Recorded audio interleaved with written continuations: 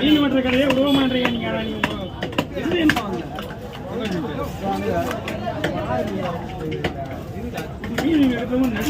இப்போ வந்து online hero ஆயிட்டாரு. இல்லைண்ணா எனக்கு இல்லை மொத்தத்தில் என்ன வர போக வழி. ஒரு சில பேருக்கு இந்த ரூட்ல தான் வண்டி ஓட்டிருக்காங்க பைக்கு. தெரியுங்களா மீன் வெட்டுற கடைச்சு போகக்கூடாதுங்க. எப்படி நாளைக்கு மீன் மீன் நல்லா இருக்கும்.